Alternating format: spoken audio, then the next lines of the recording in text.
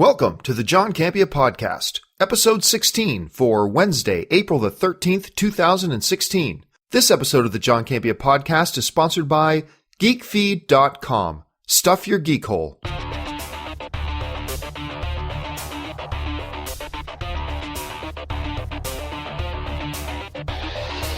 Hey guys, and thanks for joining me on today's podcast. We're going to talk about Ben Affleck is now officially directing the standalone Batman film. Spider-Man has a new title. The Doctor Strange trailer drops.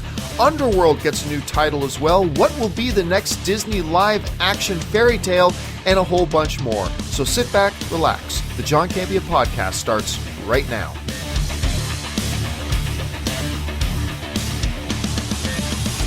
Well, hey there, guys, and welcome to the show for this Wednesday. Wow, what a night last night. Last night, as many of you know, I went to go see Captain America Civil War last week, and I went with a few people. But last night, I got to go to the actual world premiere of Captain America Civil War, held at the Dolby Theater, which is, of course, the theater where the Oscars are held every year, right down there by the corner of Hollywood and Highland in Hollywood, California. It was fantastic. It was such a great night, and the fans were great, and walking the red carpet was great. I cannot believe how many people down there that are fans of either this podcast or Movie Talk or Jedi Council or Heroes or whatever, because as we were walking down the carpet, we had to stop I don't know, a dozen times to say hi to people as we'd be walking by and people be calling out and saying they love the shows and stuff like that. So thank you for any of you who were down there. Thank you so much for making that evening really special for Ann and I. I was actually pretty cool. People recognized Ann too, and people called out Ann's name a few times as we were walking down the carpet. It was so much fun. Bumped into Paul Bettany. Saw Tom Holland there before he jumped on a plane and flew out to Las Vegas for the presentation at CinemaCon. It was great. But one of the coolest things they did at the Captain America Civil War premiere last night was, okay, so Ann and I are in the theater now. Okay, so we're in the theater and we're in our seats. And we're seeing all these celebrities and everything and all these people that are there. And walking up the aisle just a few feet from us, we notice Bruce Buffer. Now, if you don't know who Bruce Buffer is, he is the ring announcer for the UFC. So, for the millions of fans around the world, it's time! Bruce Buffer was there. And I turned to Ann and I go, oh my God, what if? Because what is traditional at these big world premieres is often they'll bring out the cast. To take a bow and the filmmakers to come out and take a bow before they start the movie. So I'm like, oh my gosh, what if Bruce Buffer gets on stage and does the fighting in this corner for Captain America and fighting in this corner for Team Iron Man? What if they did that? Wouldn't that be hilarious? And me and Ann start getting excited. And then sure enough, the lights go down, but Bruce Buffer is way back in his seat. And I'm like, oh, I guess they're not going to do it. But then who comes walking out on stage but Bruce Buffer's brother, Michael Buffer, who is, of course, the world-famous boxing announcer. He's the guy who does the, let's get ready to rumble. That's Michael Buffer. So they had Michael Buffer come out on stage and actually introduce the cast for the movie via different sides. The Team Iron Man side first, the Team Captain America team second. And he came in and he just announced them as fighters, and it was so great, and it was so much fun, and man, it got the energy in the Dolby Theater really ramped up just to start the fight. And after he introduced all the sides, and they're about to start the movie, he goes, and now, for the thousands in attendance, and the millions of Marvel fans around the world, let's get ready to rumble, and he does a thing, and the place went nuts. It was so much fun. It was just so great. And it just added to that whole experience of being there at the world premiere. And again, I saw it now. I'm recording this podcast in the morning on Wednesday. And as many of you know, the review embargo for Captain America Civil War lifts today, but it is not lifted yet. It doesn't lift till about 2 o'clock in the afternoon today. So I'm not going to be reviewing it on the podcast today. I am going to be reviewing it on my YouTube channel a little bit later today. And of course, for those of you who don't know where my YouTube channel is, it's just at youtube.com/John Campea. So head on over there and subscribe to my channel now, and I will put up my little review for Captain America Civil War a little bit later today over there. So anyway, that was our evening last night. Such a good time. And again, thanks to everybody involved and everybody who said hi to us down there last night. It made it just a really special evening. All right. So aside from the Captain America Civil War premiere, there's a major event going on each year that called CinemaCon. CinemaCon is, I believe it's put on by NAFTA, the North America Theater Owners Association. And this is a big, major, powerful organization within the movie world. And it's basically all the movie theater chains. So it's Cinemark, it's AMC, it's Regal, it's, you name them, they're there. They're represented in the North American Theater Owners Association. And honestly, besides Comic-Con, my favorite event to go to every year is CinemaCon. Now, it's not open to the public. Just people involved in the industry are allowed to go. But what happens at CinemaCon every year is all the studios come and they give these big presentations about the movies they have coming up this year, as well as doing special screenings. They're actually going to be screening Captain America Civil War at CinemaCon this year. Every year they usually screen 2 or 3 films, but they have these big presentations and they bring all the stars and all the actors. And basically it's their way, and it's big. Okay. When I say it's just the movie theater owners, don't just think it's like 50 people sitting in an audience. It's like a 7,000 seat auditorium filled with all these reps from around the world. And so the studios come, they bring all their talent, to sell their movies to the theater owners to try to get all the theaters to book as many engagements of their movies as possible. So they really do a good job. And I've always loved CinemaCon because not a lot of press goes.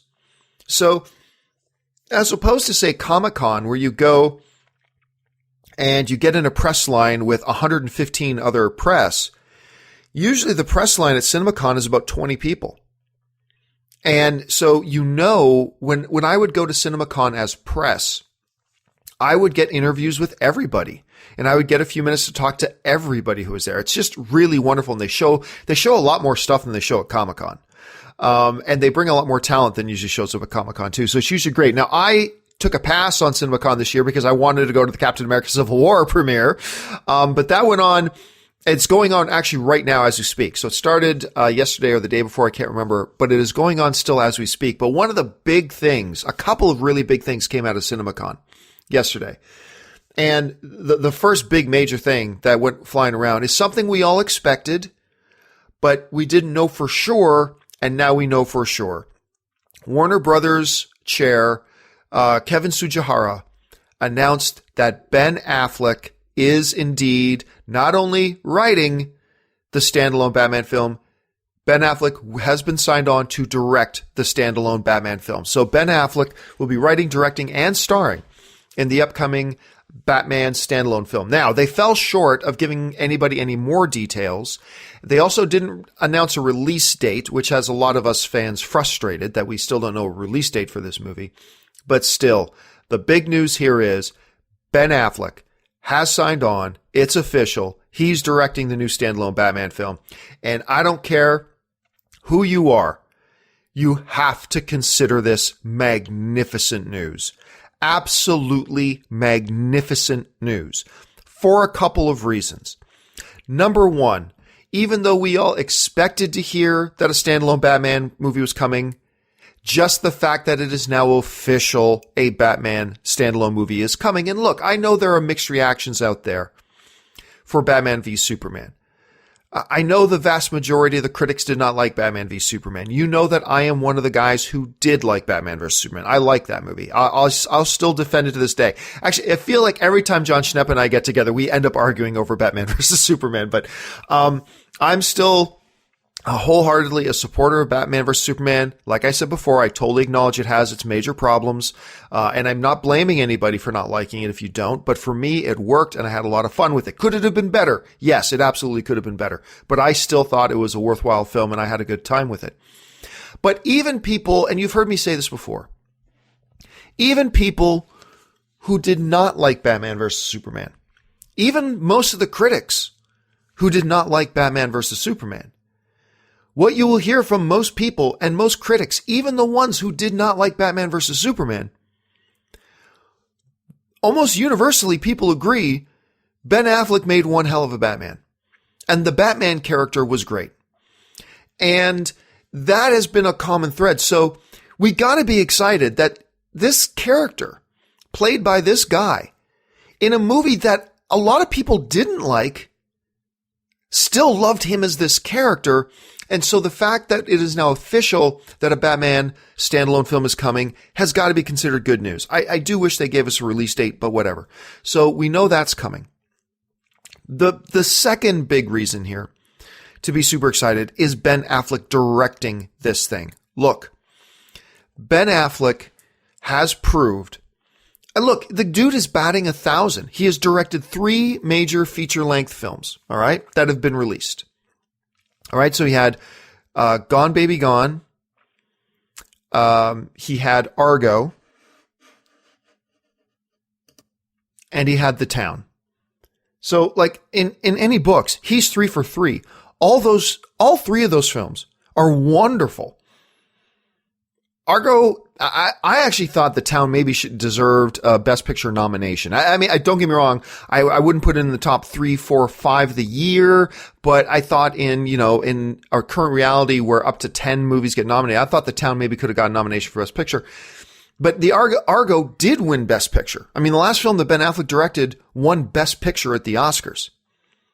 And it won Ben Affleck Director of the Year from the Directors Guild of America. You know, all the directors, they voted Ben Affleck Best Director of the Year. And he won just about every other major director award that season except for the Oscar itself, which I'll never understand that, but whatever. So, look, you got a guy who's directed 3 films like Gone Baby Gone, The Town, and Argo. 3 wonderful films. And that guy who just played Batman and everybody loved him as Batman. And you know this guy is a lifelong Batman fan. He even built a bat cave in his house, for heaven's sakes. This is long before he was ever cast to play Batman. If you're a fan of comic book movies, if you're a fan of the Batman character, you have to be excited about this. You absolutely have to be excited by this. This is terrific news because you know that we're going to get more of what we loved in the Batman we saw in BVS, and we're going to get even more of that in an entire movie just focused on this character. Now, a lot will have to do with what's their story going to be, who's the villain going to be, all that kind of stuff. Look, I trust Ben Affleck. Whatever he decides to do, he and Warner Brothers decide to do, I'm just going to trust it, and I'm trust it's going to be great. And the fact that he is in the director's chair, I think is fantastic. And look, I made no secret about it. Even though I love what Zack Snyder did with Man of Steel, and even though I like the job he did with Batman vs. Superman, I really thought Zack Snyder should step away now from the DC Cinematic Universe. At least from a directing point of view. It's cool if he still wants to produce, because I think he can bring some really good things to the table as a producer. I really thought Ben Affleck should direct the Justice League. I thought they should have got Ben Affleck to direct the Justice League. Just being honest, that's just my opinion. But please do not take that as any sort of slam on Zack Snyder. I love what he did with Man of Steel. I'm one of the guys who appreciates what he did with BVS. He did great with 300. I loved his little animated film, The Owls of Gaul. People are mixed on what he did with Watchmen, but there are people out there who really love what he did with Watchmen. He did sucker punch, and that movie sucked. I'll give it that. But me saying I really think it was time for Zack Snyder to move on and let somebody else come in and direct Justice League, like a Ben Affleck, that's what I think they should have done. But that is in no way should be interpreted as a slam against Zack Snyder. Because, and you've heard me say this before, even though I think Zack Snyder should leave the Justice League project, I'd still be really looking forward to whatever it is he does next. It's just, I think he's ran his course with DC. That's all. But they've started shooting it. Zack Snyder is directing Justice League, so we'll just have to cross our fingers and hope for the best. And that's cool. That's fine. But man, I'm telling you, I am so stoked about Ben Affleck, it finally being official. And like I said off the top, I know we've expected this. This isn't big news, but it was never official. And now it is. And I think that's fantastic. All right, let's move on to the next thing here. Sony got up at CinemaCon. So Warner Brothers did their big presentation, but Sony also did their presentation at CinemaCon. And look, I'm not going to talk about their MIB 23.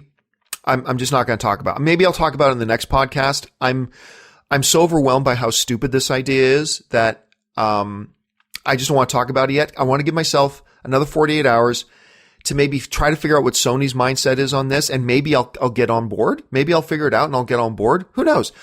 My reaction to the whole MIB 23 thing is just really dumb right now. So I don't want to go into it too much right now. I want to think on it a little bit more and read a little bit more and try to understand what they're going for here. Because who knows? Maybe it could be something wonderful, right? I mean, who knows?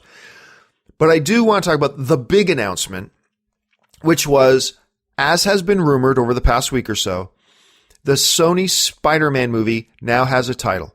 And the title is Spider-Man Homecoming. Now, look, I saw a lot of people online complaining about this title, saying they didn't like it. And I'll be honest with you, I don't understand what people's problem with this title is. I think it's a nice title.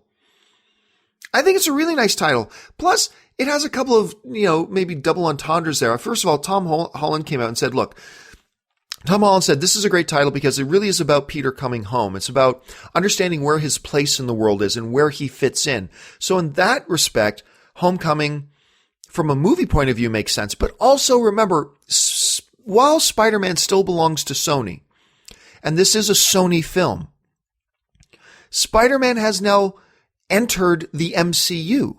As a character, Spider-Man is now a part of the Marvel Cinematic Universe. And so, from a film point of view, the word homecoming, I think, makes sense. And from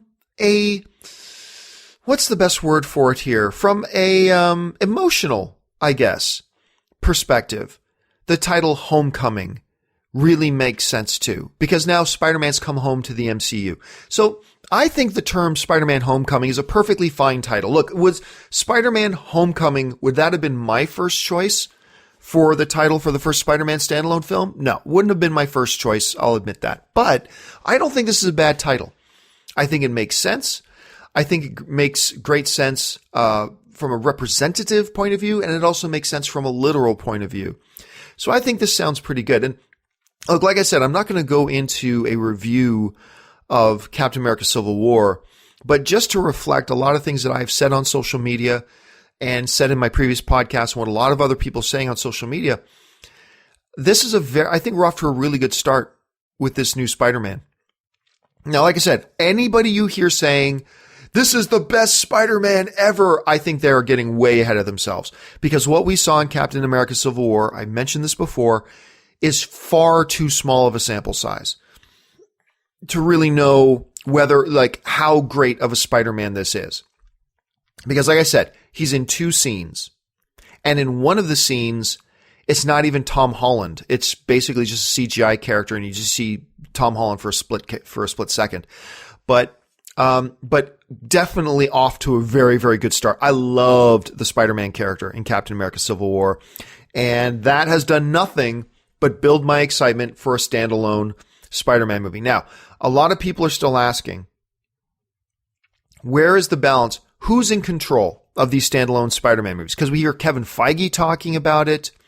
We hear Sony. Who's in control? Look, you can't make it any more simple than this. Sony controls Spider-Man. As a matter of fact, everything, even in Captain America Civil War, everything that they wanted to have Peter Parker say or do in Captain America Civil War, Sony had to approve.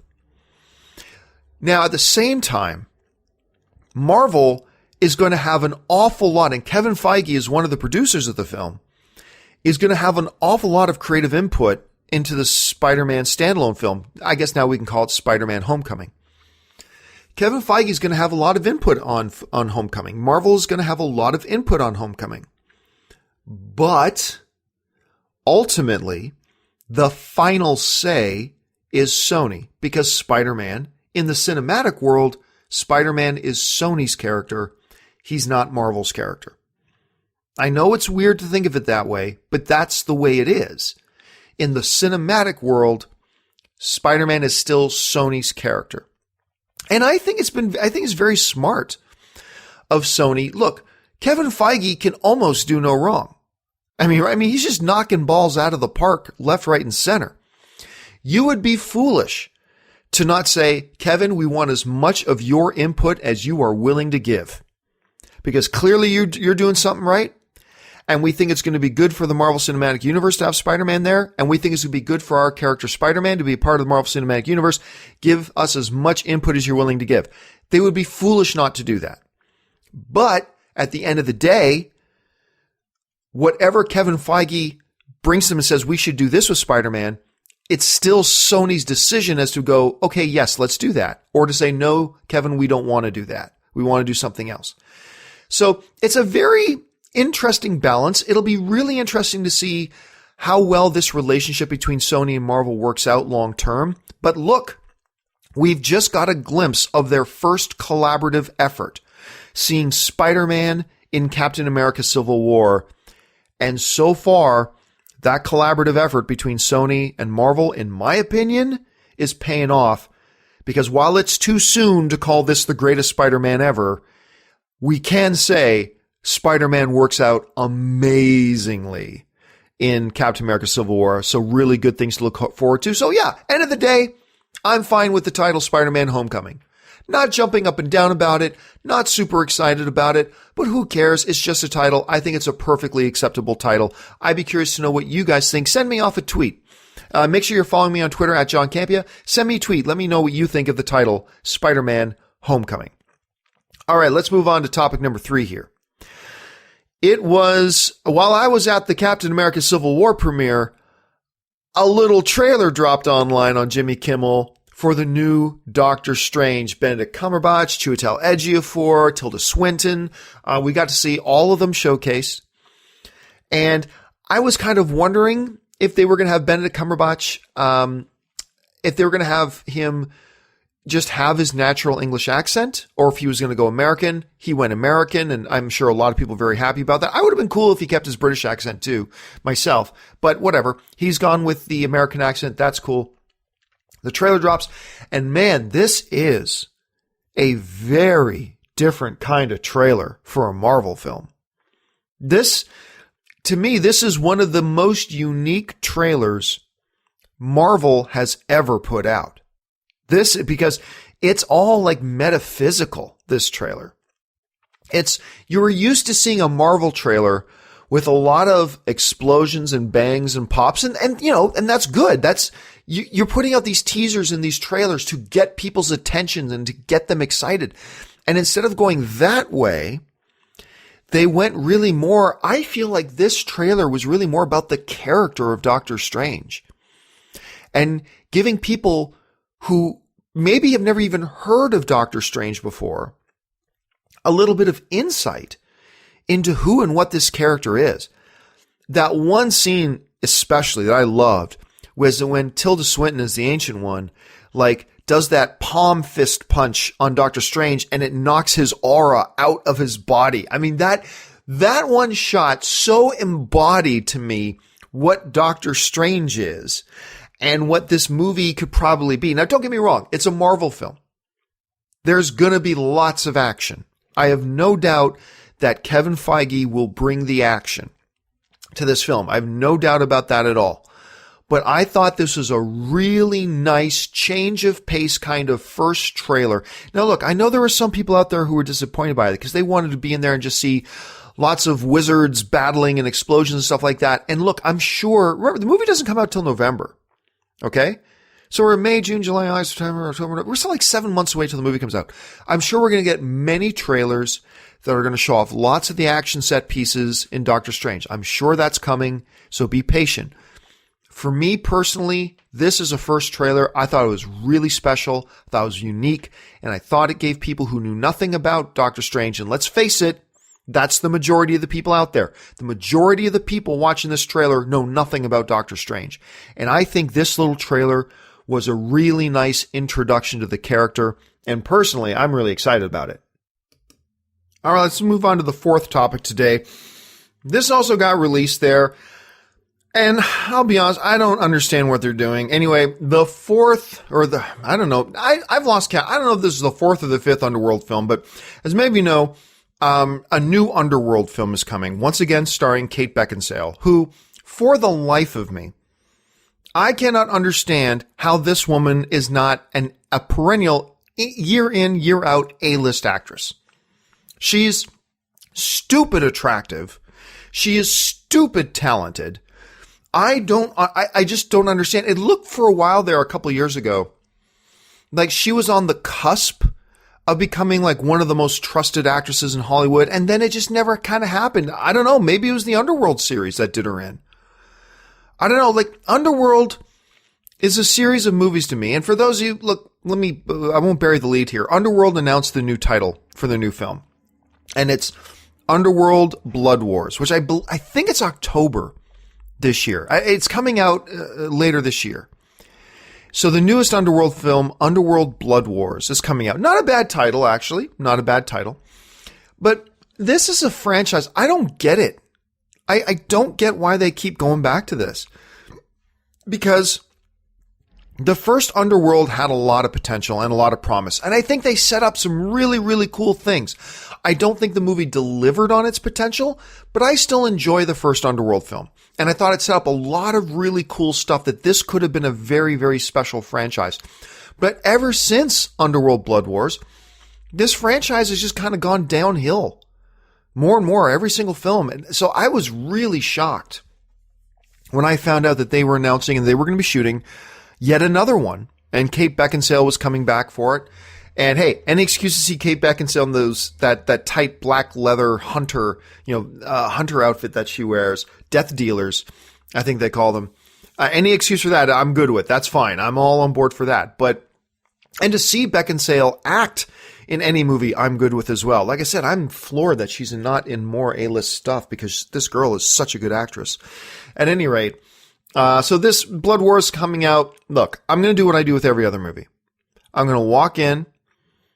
I'm going to check my expectations at the door, and I'm just going to watch the movie and then, judge the movie in its own merits. Because remember, guys, there are two separate things here. And I'm going off on a bit of a rabbit trail here, but I think this is a good time to bring this up. There are two separate things. The first thing is, what are you expecting from the film? How does a film look to you? All right? So, does this movie look good or does it look bad? Do I have high expectations or low expectations? Whatever. Oh, this movie looks like it could be okay. Or this movie looks like it's going to be garbage. Or this movie looks like it's going to be fantastic. Whatever. And that's fair to have whatever opinion you have about a movie in the previewing of it stage. How do you think the movie looks? All right? That's one thing.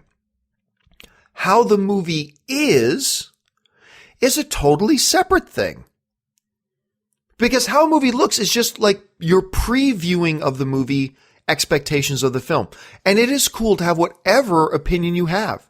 I think it looks good. I think it looks bad. I think it looks okay. I think it looks like it has potential. I think it looks worrisome. Whatever it is, that's fine. The key is, though, and you've probably heard me mention this before, the key is, as a film fan, first of all, this is an absolute rule for film critics. And film critics who don't follow this rule shouldn't be allowed to be film critics. But I think this is also important for film fans. The key as a film fan, though, is not to not have expectations and to not have an opinion as to whether you think it looks good or looks bad. No, you should have those opinions. The key is, once you get to the movie theater to see the movie, take all those expectations, take all those predictions, take all those previewing thoughts you had about the film, put them in a bag, a metaphysical bag, and leave that bag at the door of the theater. Do not bring those opinions. Do not bring those expectations. Do not bring those thoughts into the movie theater with you. Leave them at the door and say to yourself, okay, I saw this trailer, thought it was good. I saw the second trailer, I didn't think it was so good. I saw the third trailer, thought it was all right. My expectations went from pretty good to now I'm kind of have my doubts about this movie. You take all of those thoughts, bundle them up in a package, and then leave them at the door when you walk into the movie. Because now, when you're going into the movie theater, there is no place for those. Now you have to go in. If you're a film fan, you got to go in and take all the expectations out and now just watch the movie. Watch the first act, the second act, the third act. Watch all of it. Take in its drama. Take in its comedy. Take in its action. Take in its thrills. Take in whatever it is. And then evaluate it on its own merits, completely separate from what your expectations were going in. And that's why, as a film fan, I get to be pleasantly surprised. Look, I bring this one up all the time, but the most recent Teenage Mutant Ninja Turtles movie, not the new one coming out later this year, but the last one that came out, the first one produced by Michael Bay. I thought that movie looked terrible. My expectations for that movie were so low, I almost lost descriptive words for how bad I thought that movie was going to be. And that's fair, because I'm just judging what it looks like it's going to be. But then what happened? Then I went to the movie theater. I took all my expectations. I put them in a bag and I left them at the theater door. Then I just went in and watched Teenage Mutant Ninja Turtles. And guess what? I know a lot of you guys didn't like it, and that's cool. But I did. I ended up liking it. I was shocked and surprised. But because I was able to take my expectations and leave them at the door, go in and watch the movie, I've been allowed to be pleasantly surprised a few times by movies. And that's the key. So look, for me, when we're looking at Underworld Blood Wars, I'm looking at the track record, what they've done so far, the trajectory of their success or lack thereof. And I think, and this is totally fair for me to have this opinion, I think this is a mistake. I think this is a total mistake for them to do another Underworld film. I think it's a mistake for Kate Beckinsale, who is far too talented of an actress, to further cement herself in this one role as Selene and be more and more attached to the Underworld name, when I think she should be a breakout A-list star and doing other things to maybe break that connection between her and the Underworld franchise. That's just my opinion. Just my opinion. So I'm looking at this and I'm thinking this is a tragic mistake. But when this movie comes out, take those expectations, put them in a box, leave them at the door, and maybe we'll be pleasantly surprised. Look, for all I know, maybe some executive at Lakeshore said, you know what? Okay, we crapped the bed a few times on Underworld, but I just came up with this new idea for Underworld that I really might think make it awesome again. And then other execs heard the idea and went, yes, that is awesome. Even though it's a risk, we should do another Underworld movie because we believe this one is really going to knock it out of the park. Maybe that's the case. So I'm saying I think this is a mistake, but I don't know how the movie is going to be. Maybe the movie will be great. Maybe it won't be so great. We'll have to see. So that's just my thoughts on that. All right, guys, before I get to our Twitter questions, and you know I like to take Twitter questions every episode of the John Campea Podcast, I want to take a moment and thank the sponsors of this episode. GeekFeed.com, the world's greatest dedicated geek news feed, providing you with fresh, juicy, up-to-the-minute breaking news and shareable content on all things geek. It's the place to get your geek fix. They eat and sleep nothing but geek, scouring the interweb to serve up some seriously tasty geek nuggets. So get ready to cram every orifice with the very latest from the world of comics, games, TV, and movies. Chow down on some of the funniest vines and memes. Feast your eyes on the latest trailers, posters, and fan art. So remember, connect with GeekFeed.com across all social medias. That's GeekFeed.com. GeekFeed.com, geekfeed.com, and we here at the John Campea Podcast would like to thank geekfeed.com for supporting this episode. All right, so let's get into some Twitter questions now. How do you get one of your questions on the John Campea podcast? It's simple. Just tweet out your question and make sure you include the hashtag TJCP, or that's short for the John Campea Podcast. Send out your question in a tweet and just make sure you include the hashtag TJCP. That way I'll be sure to see it and maybe you can get your question on the show.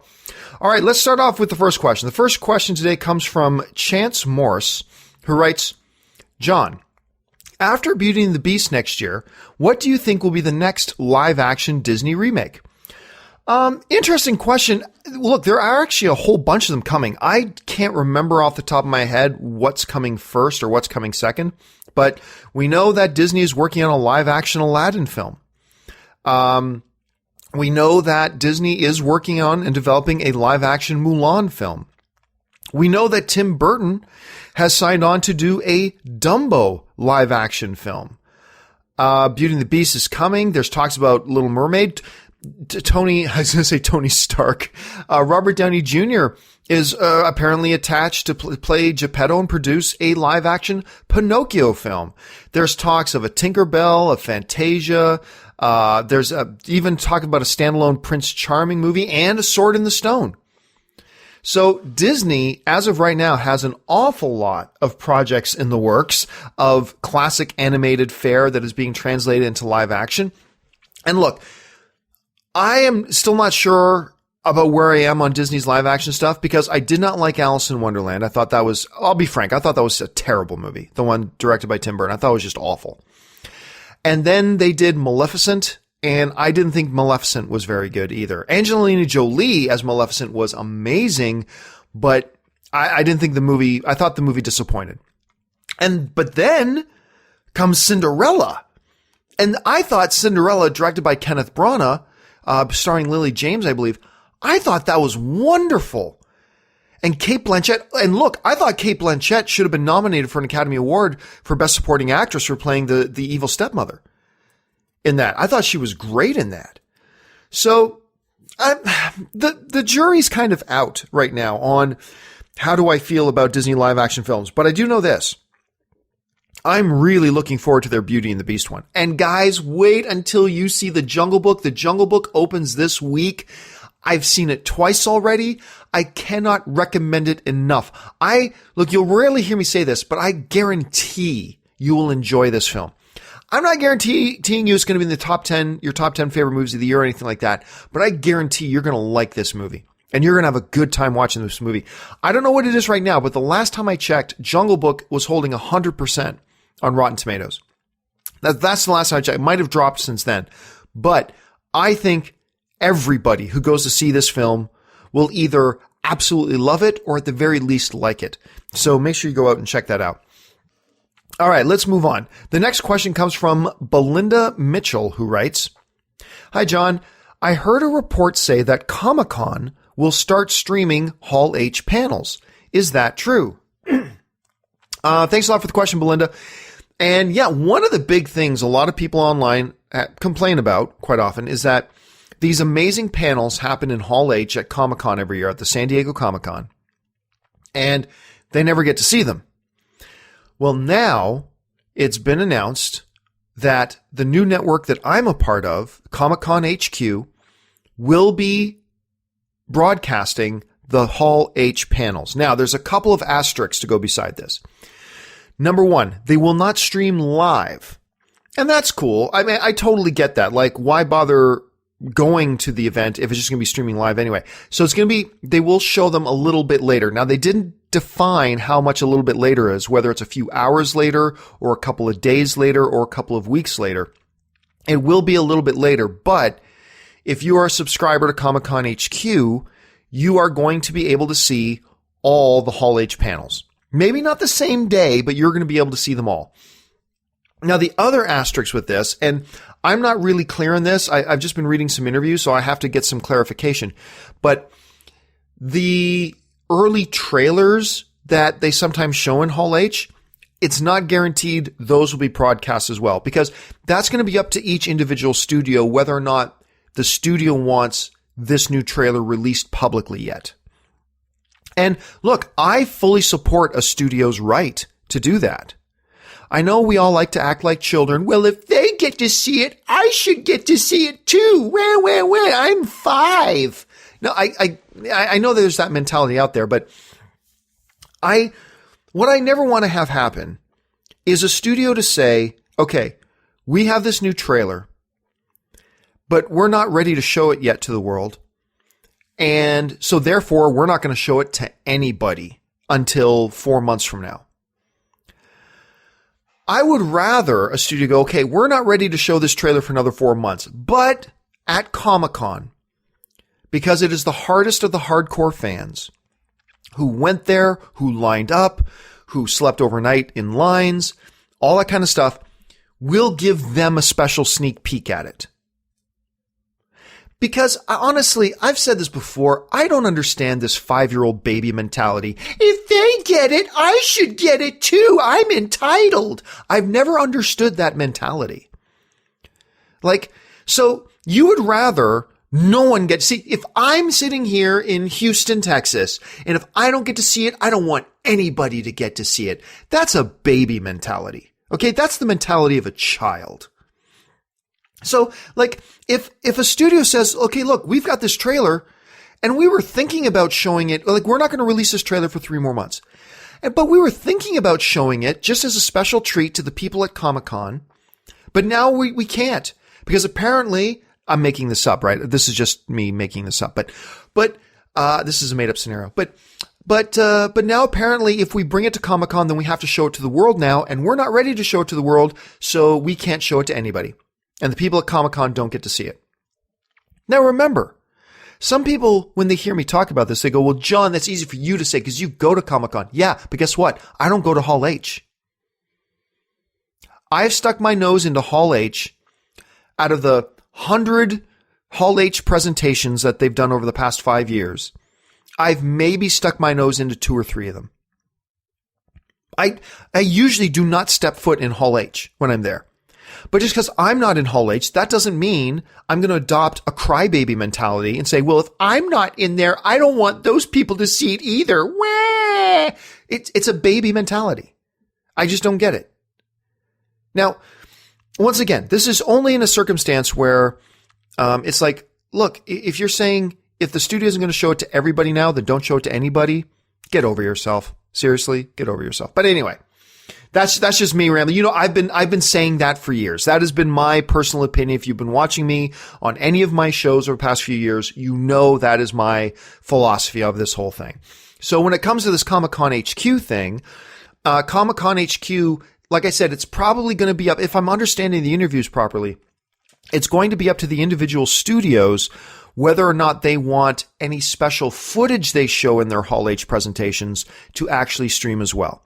So yes, the Hall H panels will be broadcast, not live, but they will be broadcast shortly thereafter. And probably some of them will include special footage. Some of them will not, because that will be up to the individual studio. So anyway, that's my take on that. Thanks a lot for the question. All right. And the next question today comes from, dbustillo, who writes, John, with a month in advance of the screenings and good word of mouth spreading, any chance that Captain America Civil War comes close to Star Wars The Force Awakens numbers on opening weekend? Oh, man. I don't know. Let me bring this up, actually. The Force Awakens box office. Okay. So The Force Awakens right now has made over $2 billion worldwide. I don't think Captain America Civil War will do that. But you're talking about opening weekend. Opening weekend, Star Wars The Force Awakens almost made $250 million. All right, $250 million. To put that in comparison, well, this final number was $247 million. $247 million is how much Star Wars The Force Awakens made opening weekend. To put that in comparison, the last Avengers movie, Avengers Age of Ultron, opened to $191 million. So that's, wow. That is $56 million short. That's a lot of cabbage. with the big positive word of mouth that Captain America Civil War is going to get, because almost everybody's going to love this movie. It's amazing. I believe you are going to see a better opening weekend box office than Captain America or than Avengers Age of Ultron. So I do believe Civil War will beat Ultron. I think it'll beat that $191 million that Ultron had. But I don't see it beating The Force Awakens' $247 million number. I don't see that happening. That's just too astronomical of a number to have happen. And let's go back to the last Marvel film. I believe Ant-Man was the last Marvel film. And Ant-Man opened to $57 million opening weekend. Now, granted, Ant-Man is clearly different from an Avengers film, obviously. But I think when you look at those numbers, I think the big positive word of mouth will push Captain America Civil War to over a $200 million opening weekend. But I do not think it'll catch Star Wars The Force Awakens. But as in anything else in life, we shall have to wait and see how that actually turns out. All right, last question of the day, and this one comes from derecklarge, who writes, John, I know the trailers for Ratchet and Clank haven't been the best. As a fan of the games, I have hope. Will it be good? Well, remember what we were talking about with Underworld? How we said, look, you got two separate things. You've got how does the film look? And then you have to take those expectations, leave them at the door, and then judge how was the actual film after you see it. It is an understatement, Derek, when you say the Ratchet and Clank trailers have not looked good. That's an understatement. They look terrible. This movie looks, remember, we're talking about previewing it, okay? The movie Ratchet and Clank looks awful. It does. It doesn't matter if you're a fan of the game. I'm really glad that you are a level-headed thinking guy, that as a fan of the games, you have been able to still be objective about it and go, hey, yeah, even though I'm a big fan of the games and I have high hopes for the movie, this marketing has not looked good. Because you're right, the marketing has looked terrible. Outright awful.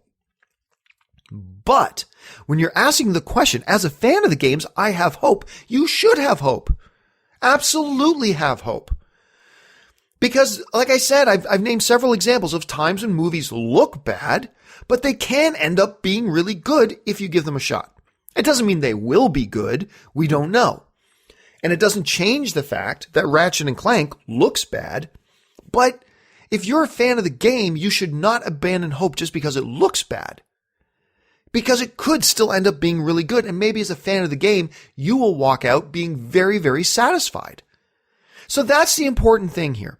So I really appreciate the question. I really appreciate that you're a level-headed thinking fan, that you're able to be a fan of something and yet recognize when something's not so good, like you did with the marketing. But just because the marketing doesn't look good, I think that means you should adjust your expectations down, but I don't think you should lose any of your hope. Because we have seen there have been times when movies have looked terrible and turned out to be great, and I think you should hold on hope for that. All right, guys, that'll do it for me for this installment of the John Campea Podcast. Once again, don't forget, check my YouTube channel later today for my full review of Captain America Civil War after seeing it twice. I've seen the movie 2 times now, and I cannot wait to talk to you guys about it more full and more in depth. And I'll do that on my YouTube channel a little bit later today. And make sure you subscribe to my YouTube channel. That's youtube.com/John Campea. Make sure you click the subscribe button. And guys, make sure you're following me on social media. Follow me on Facebook and Twitter and Instagram and everywhere else at John Campea. I put out a lot of stuff. I'm very active on my social media. So make sure you're following me and send me messages on your favorite social media platform. And once again, guys, don't forget my new show. And we're going to be ready to announce a title soon, I promise. But my new show on the brand new Comic-Con HQ channel is coming in May. Keep your ears open. You can subscribe for free right now. You can get a free trial subscription for about 3 or 4 months. If you go over to comicconhq.com, that's comic-conhq.com, and you can sign up for a free trial of this brand new network launching in May. You will not regret it. So go on over there and check that out. And by the way, guys, once again, I ask you to do this. If you like this podcast and we entertain you a little bit during the day, can you do us a favor? Head on over to iTunes. Open up iTunes, even if you don't use iTunes normally. Open up iTunes, search for the John Campea Podcast, and when you find it, rate this podcast and leave a comment on this podcast. That would help me out a great deal. So that'll do it for me, guys. Thank you so much for joining me for this episode of the John Campea Podcast. And until next time, bye-bye.